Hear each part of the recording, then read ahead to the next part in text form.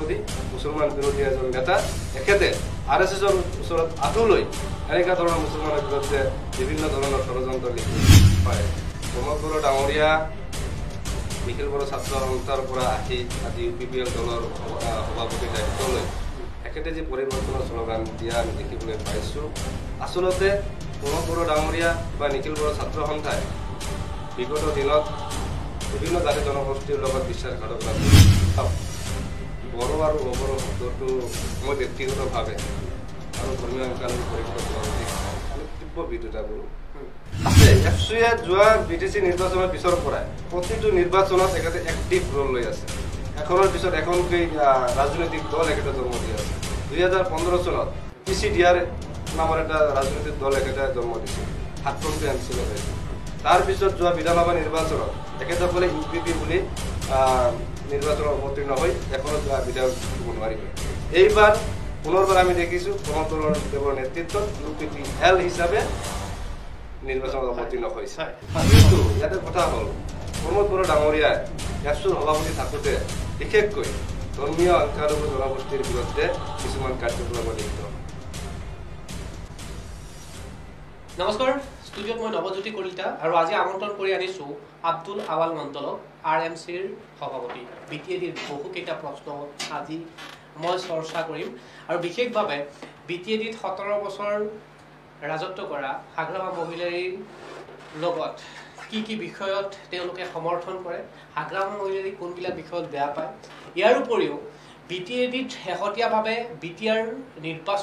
হোৱাৰ পিছত প্ৰথমটো নিৰ্বাচন আৰু এই নিৰ্বাচনত ৰাজ্যপালৰ শাসনক লৈ কেনেকুৱা সন্তুষ্ট নে অসন্তুষ্ট, আৰু RMCয়ে এটা বিশেষ ভূমিকা লয় নিৰ্বাচনৰ প্ৰাক্ষণত, আৰু BTADত সংখ্যালঘু মানুহখিনিৰ বাবে RMCয়ে বিভিন্ন ধৰণৰ কাম কৰি থকা দেখা পোৱা গৈছে। সংখ্যালঘুৰ সম ডেভেলপমেণ্ট কৰিছে নে নাই, না নিৰ্বাচনৰ প্ৰাক্ষণত BTADত হাগ্ৰামা মহিলাৰীয়ে নিৰ্বাচনী টুপ দিয়ে, নৱশৰণীয়ে নিৰ্বাচনী টুপ দিয়ে নেকি, প্ৰমোদ বড়োৱেও নতুনকৈ পৰিৱৰ্তনৰ যি পদযাত্ৰা আৰম্ভ কৰিছে তাতো নিৰ্বাচনী টুপ আছে নেকি, আবুল আৱাল মণ্ডলৰ সৈতে চৰ্চা কৰিম। আপোনালোকে চাই আছে পেজ নিউজ। আবুল আৱাল ডাঙৰীয়া, আপোনাক স্বাগতম জনাইছোঁ। বহুকেইটা প্ৰশ্নও আছে আৰু BTR হোৱাৰ পিছত BTCৰ প্ৰথমটো নিৰ্বাচন আৰু RMCয়ে বিশেষভাৱে ভূমিকা গ্ৰহণ কৰি আছে। শেহতীয়াভাৱে নিৰ্বাচনত দেখিছোঁ যে UPPL আৰু অবড়ো আৰু হাগ্ৰামা মহিলাৰী, মই কংগ্ৰেছৰ কথা এতিয়া সোধা নাই আপোনাক, এই তিনিটা দলৰ ভিতৰত প্ৰতিজনে কয় যে চিট আমাৰ দলৰ পৰাই হ'ব। কি ভাবে RMCয়ে, কি ভাবে আজি তাৰিখ? ধন্যবাদ জনাইছোঁ আপোনাক। এটা কথা আজিৰ তাৰিখত স্পষ্ট যে ইতিমধ্যে আমি ধৰ্মীয় সংখ্যালঘু পৰিষদে আমি BPF দলক সমৰ্থন দিছোঁ। আজি চাওক, BTC আগত BTAD আছিলে। এই BTAD অঞ্চলটো অসমৰ ভিতৰত আটাইতকৈ পিছপৰা অঞ্চল আছিল। 17 বছৰত পৰিৱৰ্তন অনা বুলি ভাবে আপোনালোকে RMCয়ে পৰিৱৰ্তন? ডেফিনেটলি। সেইকাৰণে আপোনালোকে হাগ্ৰামা মহিলাৰীক সমৰ্থন? ডেফিনেটলি। আপোনালোকে ভাবেনে যে হাগ্ৰামা মহিলাৰী এজন চতুৰ ৰাজনীতিবিদ যিয়ে BTR চুক্তিৰ সময়ত কয় যে এইখন সৰ্ববিকাশৰ চুক্তি হ'ব, আকৌ এতিয়া নিৰ্বাচনৰ প্ৰাক্ষণত কৈছে যে এইখন চুক্তি আমাৰ চৰকাৰ আহিলে পুনৰ সংশোধন কৰা হ'ব? নিশ্চয়। আৰু আপুনি BTR চুক্তিৰ সময়ত আপোনালোকৰ সমৰ্থনকাৰী সভাপতিও কৈছিলে সেই সময়ত? নহয়, BTR চুক্তিৰ সময়ত আমি নাছিলোঁ। আপোনালোক সমৰ্থনকাৰী আছিল? নাই, সমৰ্থনকাৰীও নাছিলোঁ। আমি BTC চুক্তিৰ সময়ত আমি সমৰ্থন কৰিছোঁ। BTC চুক্তি, ক্ষমা কৰিব, BTC চুক্তিৰ আপোনালোকে সমৰ্থনকাৰী আছিলে? 1994 চনত যেতিয়া আমি ধৰ্মীয় সংখ্যালঘু পৰিষদে আত্মপ্ৰকাশ কৰিছিলোঁ, জন্মগ্ৰহণ কৰিছিলোঁ, তেতিয়াৰ পৰাই এইটো অঞ্চলত বিশেষকৈ নামনি অসমৰ যিখিনি BAC গঠন হৈছিল তেতিয়া সেই অঞ্চলখনক লৈ পেলাই পৃথক বড়ো আন্দোলনৰ আৰম্ভ হৈছিল। সেই আন্দোলনৰ সময়ত CCBM, coordination committee for Bodoland movement, এই সংগঠনৰ সৈতে ধৰ্মীয় সংখ্যালঘু পৰিষদ জড়িত হৈ সুদীৰ্ঘ সময় নিখিল বড়ো ছাত্ৰ সন্থা চমুকৈ এফচুৰ নেতৃত্বত আন্দোলন চলাই অহা হৈছিল। আৰু 2003 চনত ইয়াৰ ফলস্বৰূপত হাগ্ৰামা মহিলাৰী দেৱৰ নেতৃত্বত আৰু এখেতৰ সতীৰ্থসকলৰ নেতৃত্বত অসম চৰকাৰ আৰু কেন্দ্ৰীয় চৰকাৰৰ মাজত যি ত্ৰিপাক্ষিক চুক্তি হ'ল, সেই চুক্তিৰ জৰিয়তে BTC চুক্তি হ'ল। আৰু 2003 চনত চুক্তি হোৱাৰ পিছত BTR চুক্তিৰ কি প্ৰাসংগিকতা মই নাজানো, BTC চুক্তিকে আকৌ এবাৰ সংশোধন কৰাৰ প্ৰয়োজন আছিল। আপোনালোকে ভূমি পট্টাক লৈ তেতিয়াও মাত মাতিছিল, সংখ্যালঘুৰ কাৰণে তেতিয়াও মাত মাতিছিল। কিন্তু আজিৰ তাৰিখত 2003 চনৰ পৰা 2020 চন আজি BTADত অঞ্চলত বসবাস কৰা লোকসকলেও গম পাব সংখ্যালঘুসকল আপোনালোকে ভবাৰ দৰে ডেভেলপমেণ্ট হৈছিল। হয়, এই কথাটো মই ক'ব বিচাৰিছোঁ যে BTC চুক্তিক আমি কিয় সমৰ্থন কৰিছিলোঁ তেতিয়া আন্দোলন হৈছিল, চৰকাৰ আৰু আন্দোলনকাৰী পক্ষৰ মাজত যি চুক্তি হ'ল,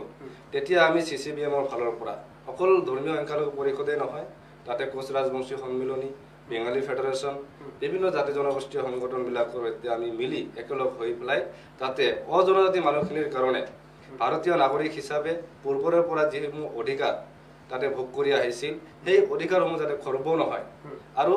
ভূমিৰ অধিকাৰ যাতে তাতে সুৰক্ষিত থাকে, এই কথাখিনি আমি BTC চুক্তিত সন্নিৱিষ্ট কৰিবলৈ সক্ষম হৈছোঁ। কিন্তু BTADত এই ভূমিক লৈ বিভিন্ন ধৰণৰ ৰাজনীতি হয়, বিশেষভাৱে BTADত ভূমিৰ যি ভূমি পট্টাক লৈ প্ৰতিটো ক্ষেত্ৰতে ৰাজনীতি হৈ আছে। এতিয়া শেহতীয়াভাৱে ভূমি পট্টাক লৈ BTC চিফ বুলি ভাবে হাগ্ৰাম মহিলাৰী, তেখেতেও কৈ আছে যে আমাৰ চৰকাৰ আহিলে ভূমি পট্টাক লৈ খিলঞ্জীয়াৰ বাবে আকৌ চিন্তা চৰ্চা কৰিব।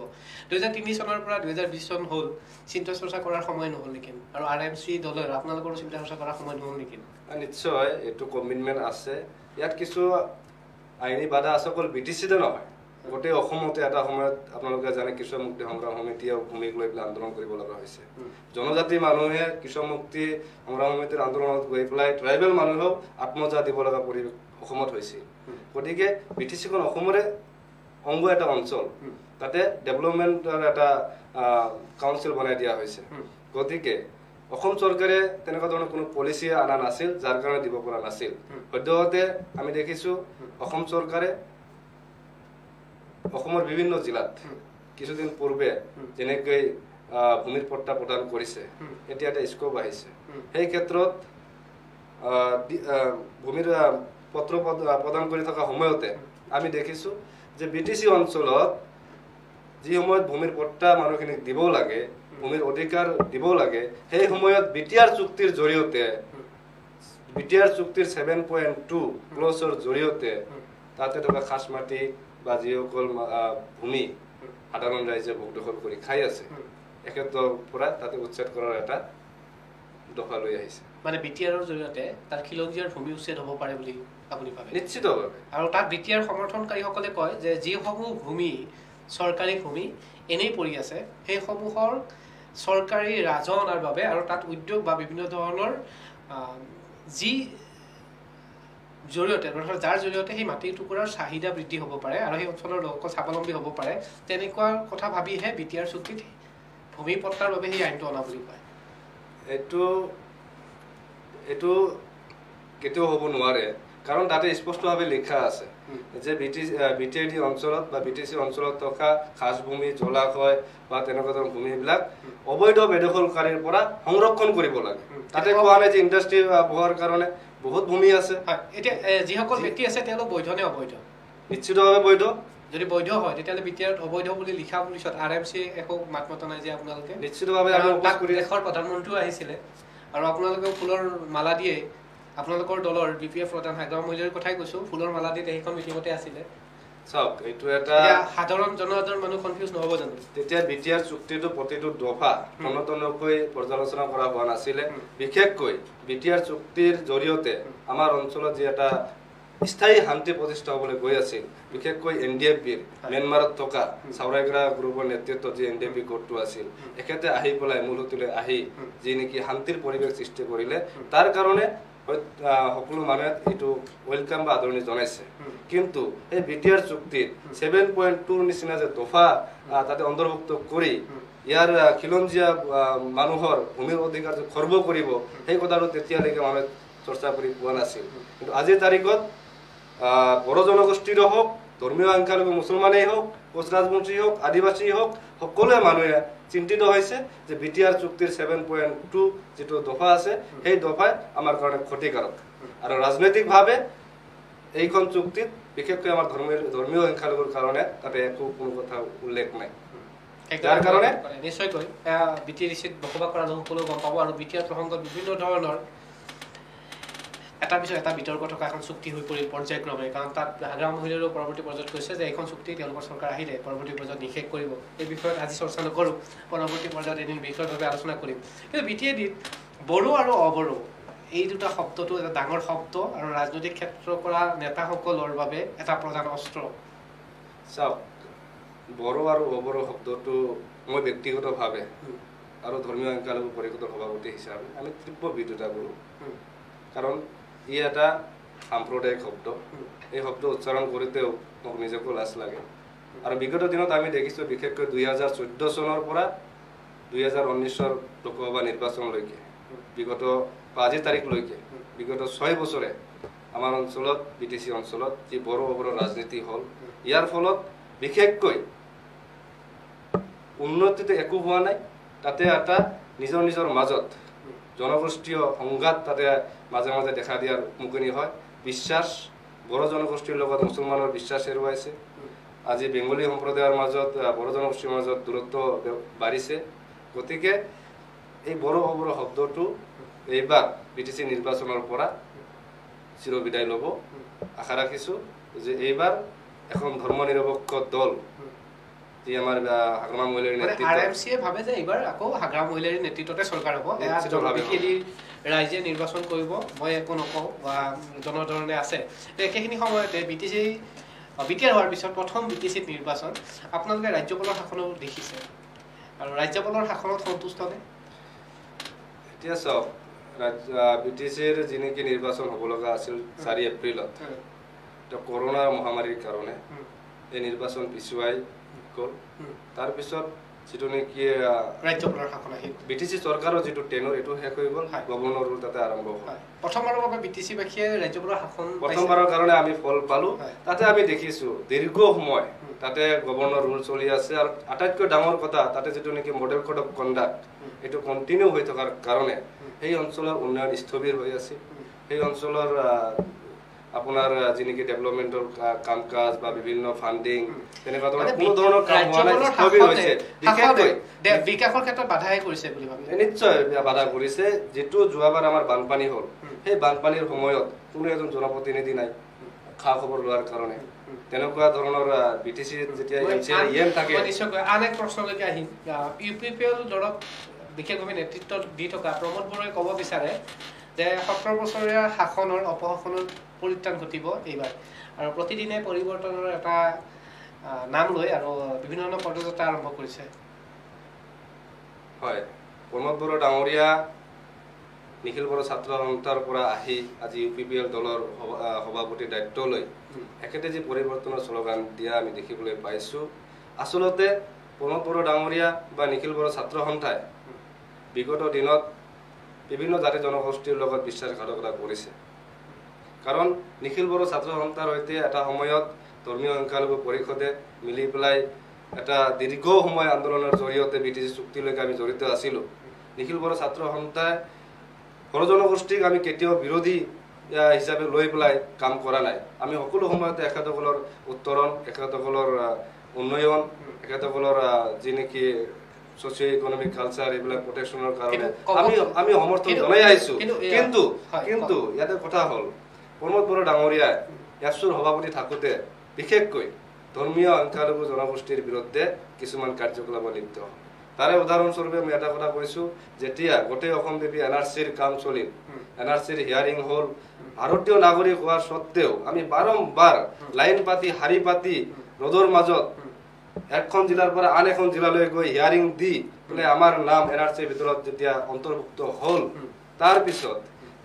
এআৰএন নাম্বাৰ কোৰ পৰা মেনেজ কৰি এফচুৰ নেতৃত্বত ৰাতিটোৰ ভিতৰত লাখ লাখ মানুহৰ নামত অবজেকশন কৰা হৈছে আমাক পুনৰ বাংলাদেশী বুলি অবজেকশন কৰি আমাক যি হেৰেজমেন্ট কৰিলে প্ৰমোদ বৰুৱাৰ নেতৃত্বত নিখিল বড়ো ছাত্ৰ সন্থাই কৰিছে গতিকে এইটো ধৰ্মীয় সংখ্যালঘু মুছলমানৰ লগত বিশ্বাসঘাতকতা কৰিছে আৰু আটাইতকৈ ডাঙৰ কথাটো হ'ল এই সময়ত আমাৰ সংখ্যালঘু ছাত্ৰ সংগঠন বিশেষকৈ আমছু আৰু এবিএমছুৰ সৈতে বৰপা হাউচত কোকৰাঝাৰত প্ৰমোদ বৰুৱাৰ সৈতে সাক্ষাৎকাৰত মিলিত হৈছিল একেটা অনুৰোধ কৰা হৈছিল যে যিবিলাক অবজেকশন কৰিছে সেই অবজেকশনখিনি উঠাই লোৱা কাৰণ একেটা অনুৰোধ কৰা হৈছিল আৰু একেটা কথাও দিছিল হয় আমাৰ অজানিতে কিছুমান আঞ্চলিক সমিতিয়ে কিছুমান জিলা সমিতিয়ে এইটো অবজেকশন কৰিছে গতিকে এইটো আমি উঠাই লোৱাৰ কাৰণে উঠাই লম বুলি কথা দিছিল কিন্তু দুদিন পিছতেই একেতে তেজপুৰত এখন ৰাজহুৱা সভাত মুকলিকৈ কৈ দিলে যে এনআৰচিৰ অবজেকশন উঠাই নলওঁ ইয়াৰ দ্বাৰা প্ৰমাণ কৰে যে প্ৰমোদ বৰুৱা ডাঙৰীয়া এজন সংখ্যালঘু বিৰোধী মুছলমান বিৰোধী এজন নেতা একেতে আৰএছএছৰ ওচৰত আঁঠু লৈ এনেকুৱা ধৰণৰ মুছলমানৰ বিৰুদ্ধে বিভিন্ন ধৰণৰ ষড়যন্ত্ৰ লিপ্ত হৈছে মানে আবুল আবাল মণ্ডলে ক'ব বিচাৰে যে বৰ্তমানৰ প্ৰমোদ বড়ো আৰএছএছৰ দ্বাৰা নেতৃত্বত পৰিচালিত হৈ আছে ডেফিনেটলি নিশ্চিতভাৱে মই প্ৰমোদ বড়োক এই মঞ্চলৈকে মাতি আনি সুধিম এই প্ৰশ্নটোৰ উত্তৰ তেখেতৰ মুখেৰে শুনিম তেখেতে কি উত্তৰ দিয়ে আমাৰ কিন্তু একেখিনি সময়তে কওঁ যে প্ৰমোদ বড়োৱে বিটিআৰ আনি বড়োভূমিত উন্নয়নৰ বাবে এখন নতুন আইন অনা বুলি দাবী কৰে আৰু বিটিআৰৰ জৰিয়তেহে সৰ্ব বিকাশ হ'ব আৰু এইবাৰ বিটিচিবাসীয়ে বিটিআৰৰ বাবে প্ৰমোদ বড়োৰ সমৰ্থিত এখন চৰকাৰ আনিব বুলি কয় এইটো ৰাইজে সিদ্ধান্ত ল'ব আমি দেখিছোঁ প্ৰমোদ বড়ো যদি বিভিন্ন জাতি জনগোষ্ঠীত বিশ্বাসত ল'লেহেঁতেন তেতিয়া বিটিআৰ চুক্তি কৰাৰ সময়ত কি যাতে মেমৰেণ্ডাম অফ সেটেলমেণ্টত কি আনিব এজেণ্ডাত তাতে কমচে কম বিভিন্ন জাতি জনগোষ্ঠীৰ প্ৰতিনিধিৰ সৈতে এখেতৰ লগত ভাল সম্পৰ্ক আছিল আজি ধৰ্মীয় সংখ্যালঘু দলসমূহৰ লগত এখেতৰ চিনাকি আছে কোচ ৰাজবংশী দলসমূহৰ লগত এখেতৰ চিনাকি আছে নিশ্চয় বেংগলী সম্প্ৰদায়ৰ দলসমূহৰ লগত চিনাকি আছে কোনো এটা জনগোষ্ঠীৰ নেতৃবৰ্গৰ সৈতে এবাৰো আন্তৰিকতাৰে এখেতে বহি পেলাই যে আপোনালোকৰ জনগোষ্ঠীৰ কি সমস্যা আছে আমাক দিয়ক আমি বিটিআৰ চুক্তিৰ জৰিয়তে আপোনালোকৰ সমস্যাটো সমাধান কৰাৰ চেষ্টা কৰিম বিপিএফ প্ৰধান হাগ্ৰাম মহিলাৰে আছিল তেখেতে সাক্ষী হিচাপে আছিল মেইন চুক্তিকাৰীটো সময়তো তেখেতে আছিল দিল্লীত আছিল এই কথা আপুনি আজি নস্তাত কৰিলেও নহ'ব গতিকে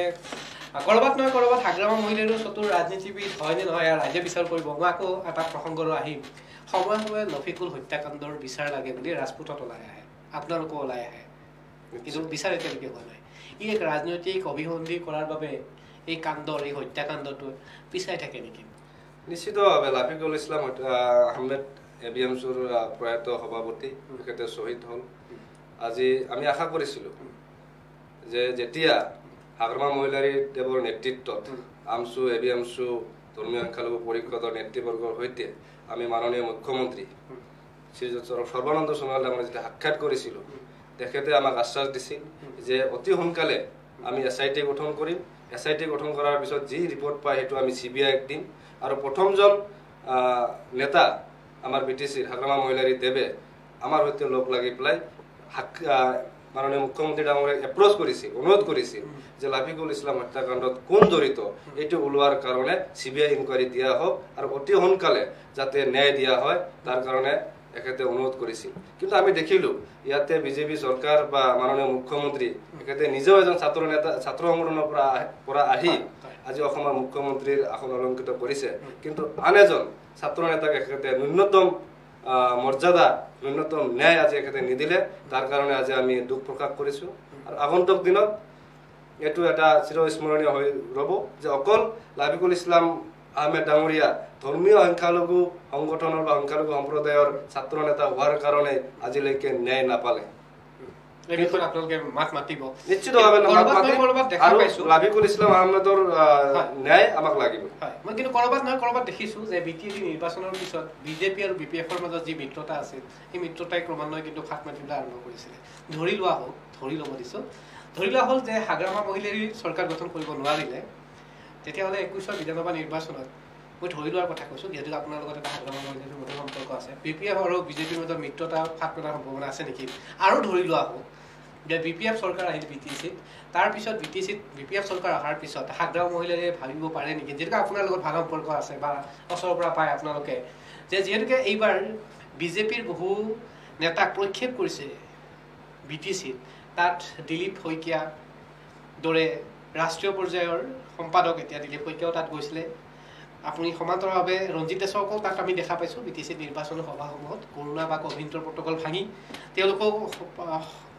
সোমাইছে আৰু একেখিনি সময়ত আপোনালোকে BPFে যেতিয়া মন্ত্ৰী হিমন্ত বিশ্ব শৰ্মাই কৈছিলে যে নিৰ্বাচন ডিচেম্বৰলৈকে যাব কথামতে সেইটোৱে হ'ল আৰু সেইখিনি সময়ত ৰাজপথত প্ৰথম ওলাই আহিয়ে হাগ্ৰামা মহিলাৰীয়ে কৈছিল আমাৰ কেমেৰাত আবদ্ধ হৈছিল এইসমূহ ছবি যে নিৰ্বাচনী কমিশ্যনাৰ ডক্টৰ হিমন্ত বিশ্ব শৰ্মা নহয় গতিকে কৰবাত নহয় কৰবাত এই ফাটটো মেলাৰ সম্ভাৱনা আছে আজিৰ তাৰিখত চৰকাৰত আহিলেও ফাট মেলাৰ সম্ভাৱনা আৰু চৰকাৰত নাহিলেও ফাট মেলাৰ সম্ভাৱনা আছে হয় আমি ধৰ্মীয় সংখ্যালঘু এটা ইণ্ডিপেণ্ডেণ্ট সংগঠন আপোনাক এটা কথা কিন্তু আপোনালোকৰ ৰোল আছে মই এইকাৰণে কৈছোঁ কাৰণ আপোনালোকে যাক সমৰ্থন জনাইছে 17 বছৰ আপোনালোকে হাগ্ৰামা মহিলাৰীক সমৰ্থন জনাই আছে সেইবাবে চৰকাৰত আহি আছে সেইকাৰণে সুধিছোঁ এই মধুৰ সম্পৰ্ক এটা BTC নিৰ্বাচনত ষ্টাৰ কেম্পেইনাৰ হিচাপে ৰঞ্জিত দাসে যাওক ডক্টৰ হিমন্ত বিশ্ব শৰ্মাই যাওক মাননীয় মুখ্যমন্ত্ৰী যাওক আৰু কোনোবাই যাওক দিল্লীৰ পৰাও আহক কিন্তু তাতে BPF দলৰ যি নেকি গণভিত্তি আছে সেয়াক একো কৰিব নোৱাৰে কোনো ষ্টাৰ কেম্পেইনে বিটিচিত ফেক্টৰ নহ'ব কাৰণ হাগ্ৰামা মহিলাৰী ডাঙৰীয়া বিটিচিৰ চিফ হিচাপে একেদৰে শূন্যৰ পৰা কাম আৰম্ভ কৰি তাতে আজি যিখিনি পৰিৱৰ্তন আনিছে সম্পূৰ্ণ হাগ্ৰামা মহিলাৰীৰ বলিষ্ঠ পদক্ষেপ তাতে হৈছে আৰু একেদৰে ধৰ্ম নিৰপেক্ষ ভাৱে এইখন বিটিচিত দলটো পৰিচালনা কৰিছে আৰু প্ৰতিটো জাতি জনগোষ্ঠী সম অধিকাৰ সম উন্নয়ন কৰাৰ কাৰণে চেষ্টা কৰিছে হয়তো কৰবাত আমি কিছু কিছু পৰিমাণে বঞ্চিত হৈছো একেলগে সকলোখিনি কৰা সম্ভৱ নহয় যিখিনি আমি বঞ্চিত হৈছো ইয়াৰো কাৰণ হ'ল এফচুৰ সকলো সময়তে প্ৰেছাৰাইজ কৰি থকাৰ কাৰণে কাৰণ তাতে আছে এফচুয়ে যোৱা বিটিচি নিৰ্বাচনৰ পিছৰ পৰাই প্ৰতিটো নিৰ্বাচনত একেটা এক্টিভ ৰোল লৈ আছে এখনৰ পিছত এখনকৈ ৰাজনৈতিক দল একেটা জন্ম দি আছে 2015 চনত পিচিডিআৰ নামৰ এটা ৰাজনৈতিক দল একেটা জন্ম দিছিল 7খনকৈ এমচিএল পাইছিল তাৰ পিছত যোৱা বিধানসভা নিৰ্বাচনত একেটাকলে ইউপিপি বুলি নিৰ্বাচনত অৱতীৰ্ণ হৈ এখনত বিধায়ক জিকিব নোৱাৰিলে এইবাৰ পুনৰবাৰ আমি দেখিছো প্ৰণৱ দেৱৰ নেতৃত্বত ইউপিপি এল হিচাপে নিৰ্বাচনত অৱতীৰ্ণ হৈছে এতিয়া বুজি পালো যদি আপোনালোকৰ হাগ্ৰামা মহিলাৰ ওপৰতে সম্পূৰ্ণ কথা নিৰ্ভৰ কৰে বিটিচি পৰৱৰ্তী পৰ্যায়ত কোন দলৰ লগত থাকিব নিশ্চয়কৈ সেয়া হাগ্ৰামা মহিলাৰে মোতকে বা আপোনাতকৈ বেছি বিজ্ঞ হ'ব কাৰণ তেখেতে ওচৰৰ পৰা পাইছে কংগ্ৰেছ বিজেপি দুখন চৰকাৰে মই আন এটা প্ৰশ্নলৈকে আহিম যে একেখিনি সময়তে এতিয়া বিটিএডিত নিৰ্বাচন ডিচেম্বৰৰ মাহত কড অফ কণ্টাক্ট ভায়লেট হ'ব কেতিয়াবা এনেকুৱা লাগেনে যে বিহাৰত নিৰ্বাচন হৈ গ'ল কিন্তু বিটিচিত নিৰ্বাচন পাতিব নিদিলে অসম চৰকাৰে এনেকুৱা অনুভৱ হয় নেকি নাই এইটো এতিয়া ডাউট নাই ইতিমধ্যে যেহেতু কেবিনেট ডিসিশন হৈ গ'ল কেবিনেট ডিসিশন হোৱাৰ পিছত ডিসেম্বৰৰ মানে 15 ডিসেম্বৰৰ আগতেই বিটিচি নিৰ্বাচন অনুষ্ঠিত কৰিব লাগে বুলি অসম চৰকাৰৰ মুখ্য সচিবে ইলেকশ্যন কমিছনৰ লেটাৰো পঠাইছে গতিকে আমি আশাবাদী যে গণতন্ত্ৰ ৰক্ষাৰ স্বাৰ্থত যিমান পাৰে সোনকালে নিৰ্বাচন অনুষ্ঠিত কৰি বিটিচিবাসী ৰাইজক ন্যায় দিওঁ নিশ্চয়কৈ মই আন এটা প্ৰশ্ন এদিন আপুনি নিৰ্বাচনী প্ৰচাৰ সভাৰ কথা কৈছে আৰু নিৰ্বাচনী প্ৰচাৰ সভাত এইবাৰ মই ষ্টাৰ কেম্পেইনাৰ কিছুমান দেখিছোঁ কিছুমান গায়ক কিছুমান গায়িকা কিছুমান অভিনেতা আৰু কিছুমান অভিনেত্ৰী কেতিয়াবা দুখ লাগেনে নাই বিটিচিত ডেভেলপমেণ্টৰ কাৰণে বিশেষভাৱে সংখ্যালঘু ব্যক্তিসকলৰ কাৰণে RMCও কাম কৰি আছে কিন্তু আপোনালোকৰ নামসমূহ নাহে কেতিয়াবা দুখ লাগেনে নাই এতিয়া নতুনকৈ কালি পৰহি যোগদান কৰা ব্যক্তিসকলে যেতিয়া ৰাজনৈতিক সভাসমূহত গৈ ডাঙৰ ডাঙৰ ভাষণ দিয়ে দুখ লাগেনে নাই RMCৰ এজন সভাপতি হিচাপে নহয় কিয় দুখ লাগে আমিও RMC হিচাপে সভা দেখা নাই এক মিনিট আমিও RMC হিচাপে নিজাববীয়াকৈ সভা পাতি পেলাই কিছুমান দলীয় সভাতো অংশগ্ৰহণ কৰি পেলাই আমি সমৰ্থনৰ কথাটো আমি জনাই আছো কিন্তু এতিয়া চাওক হাগ্ৰামা মহিলাৰী দেৱ দলৰ সভাপতি একেটা নিশ্চিতভাৱে ষ্টাৰ কেম্পেইনাৰ আজি জ্যেষ্ঠ নেতাসকল একেটা নিশ্চিতভাৱে ষ্টাৰ কেম্পেইনাৰ বিপুল ৰাভা একেটা কমেডিয়ান একেতক ৰাইজে মৰম কৰে হাগ্ৰামা মহিলাৰী চতুৰ ৰাজনীতিবিদ জানে যে বিপুল ৰাভাৰ দলে শিল্পী আছে বা বিপুল ৰাভাৰ যিখিনি মৰম কৰে সেইখিনি মানুহক যদি কাষত লওঁ সংখ্যালঘু লৈ মাত মাতি থকা RMCৰ সভাপতিজনতকৈ বিপুল ৰাভাৰ জনপ্ৰিয়তা বেছি বুলি তেখেতে ভাবিছে থাকিব পাৰে একেটা এজন আৰ্টিষ্ট আজি ভূপেন হাজৰিকা আমাৰ ভাৰত ভূপেন হাজৰিকা দেৱৰ কিমান জনপ্ৰিয়তা কিন্তু ভূপেন হাজৰিকাৰ নিৰ্বাচনী ক্ষেত্ৰত কিন্তু পৰাজয় বৰণ কৰিছিল বিপুল ৰাভাৰ জনপ্ৰিয়তা বেছি থাকিব পাৰে এটো অবিয়াসলি কিন্তু ৰাজনৈতিক ক্ষেত্ৰখনত বিপুল ৰাভাৰ অভিনেতা হৈ জনপ্ৰিয়তা আৰু সাধাৰণ মানুহৰ মাজত থকাৰ ক্ষেত্ৰত বহুত পাৰ্থক্য আছে মই দুখ লাগে নে নালাগে সুধিছো নাই একো দুখ নাই আমি নিজাববীয়াকৈ হাগ্ৰামা মহিলাৰীৰ লগত যিখিনি আমাৰ জাতীয় সমস্যাখিনিৰ ওপৰত আমি কথা পাতিব লগা আমি পাতি লৈছোঁ আৰু এটা অভিযোগ আছে মই আপোনাৰ ওপৰত এই অভিযোগটো আছে মই প্ৰশ্নটো কৰিম যদি আপুনি অনুমতি দিয়ে নিশ্চিতভাৱে যেনেকৈ অনুষ্ঠানটো লাইভ হৈ আছে অভিযোগটো এনেকুৱা ধৰণৰ যে বিটিএডিত হাগ্ৰামা মহিলাৰীয়ে মেনেজ কৰিব জানে কিছুমান সংগঠনক স্বেচ্ছাসেৱী সংগঠনক আৰু এই স্বেচ্ছাসেৱী সংগঠনসমূহ হাগ্ৰামা মহিলাৰীৰ নেতৃত্বমতে চলে এইটো মিছা অভিযোগ আজি প্ৰতিটো দল সংগঠনৰে এজন বা দুজন মানুহৰ দ্বাৰা সংগঠন নহয় সংগঠন এটা আপুনি জানে আমাৰ ধৰ্মীয় সংখ্যালঘু পৰিষদ কেন্দ্ৰীয় সমিতি জিলা সমিতি আঞ্চলিক সমিতি আমাৰ গ্ৰাছৰুটলৈকে আছে গতিকে আৰু জনসাধাৰণ আছে বেক সাইডত একেসকলে চাই আছে আজি মই কৈছো বিটিচি অঞ্চলত এখন গাঁৱৰ পৰা আন এখন গাঁৱলৈ যোৱা ৰাস্তা নাছিল এখন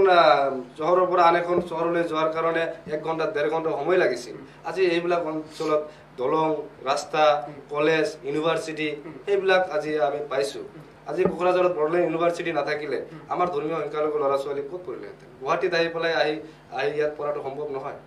আজি ধৰ্মীয় সংখ্যালঘু সম্প্ৰদায়ৰ ছাত্ৰীসকলেও কোকৰাঝাৰৰ পৰা আৰামছে ঘৰৰ পৰা আহি তাতে কোকৰাঝাৰত অধ্যয়ন কৰিব পাৰিছে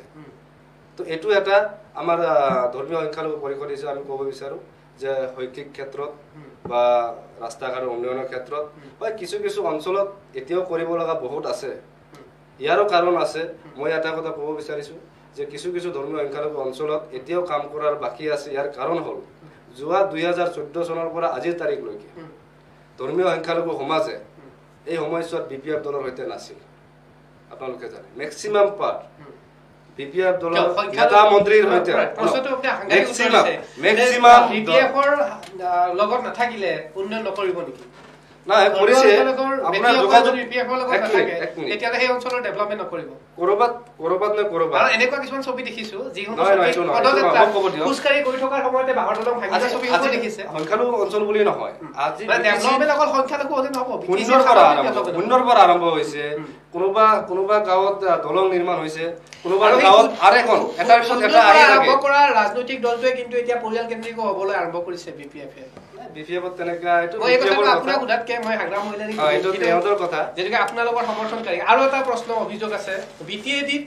বিভিন্ন ধৰণৰ ছাত্ৰ সংগঠন বা বিভিন্ন ধৰণৰ সংগঠন আছে, মই নামসমূহ নকওঁ। এই সংগঠনসমূহে প্ৰত্যক্ষ পৰোক্ষভাৱে বিভিন্ন ধৰণৰ ৰাজনৈতিক দলসমূহক সময়ে সময়ে সমৰ্থন জনায়। এই সম্পৰ্কত RMCৰ সভাপতি হিচাপে আপুনি কি ক'ব? এইটো এখেতসকলৰ কথা নিশ্চয় ভাল দেখিছে, তাৰ কাৰণে সমৰ্থন জনাইছে। আমি যেনেকৈ দেখিছোঁ আজি হাগ্ৰামা মহিলাৰ ৰাজনীতি কৰাৰ সকলোৰে অধিকাৰ BPF দলৰ নেতৃত্ব লৈ পেলাই ধৰ্ম নিৰপেক্ষ যি নেকি চৰিত্ৰ অক্ষুণ্ণ ৰাখিছে, প্ৰতিটো জাতি জনগোষ্ঠীক লগত লৈ পেলাই এখেতে আগবাঢ়িব বিচাৰিছে। শূন্যৰ পৰা আৰম্ভ কৰি আজি school, college, university, CIT, medical college এইবোৰ আজি স্থাপন কৰিছে। আজি তাতে যাতায়াত ব্যৱস্থা উন্নত কৰিছে। তাৰ কাৰণে আমি সমৰ্থন দিছোঁ। মানে আজি তাৰিখত আপুনি ক'ব বিচাৰে যে আকন্তুক নিৰ্বাচনত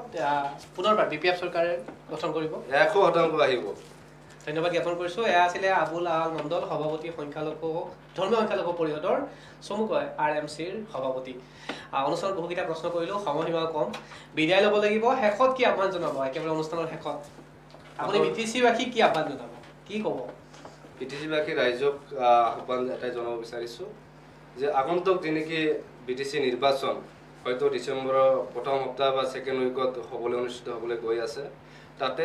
BTC অঞ্চলৰ শান্তি সম্প্ৰীতি বজাই ৰখাৰ স্বাৰ্থত, উন্নয়নৰ স্বাৰ্থত সেইটো অঞ্চলত যাতে পুনৰবাৰ হাগ্ৰামা মহিলাদেৱৰ নেতৃত্বত BTC চৰকাৰ গঠন কৰা যায়, তাৰ কাৰণে সকলো ৰাইজে মাৰবান্ধি থিয় হ'ব লাগে আৰু বিজেপি দলৰ যি নেকি আগ্ৰাসী ভূমিকা ইয়াকো প্ৰতিৰোধ কৰিব লাগে। ধন্যবাদ জ্ঞাপন কৰিছোঁ। আৰু আজিৰ অনুষ্ঠানৰ সম্পূৰ্ণ বিচাৰ বিশ্লেষণ BTC-বাসী ৰাইজৰ ওচৰত এৰিছোঁ, অসমবাসী ৰাইজৰ ওচৰত এৰিছোঁ। বিবেকে আপোনালোকে চিন্তা কৰক, আবেগেৰে নহয়। বিদায় লৈছোঁ আৰু অনুষ্ঠানটো চাই থকা প্ৰতিজন দৰ্শকৰ সুস্বাস্থ্য কামনা কৰি বিদায় লৈছোঁ। ধন্যবাদ।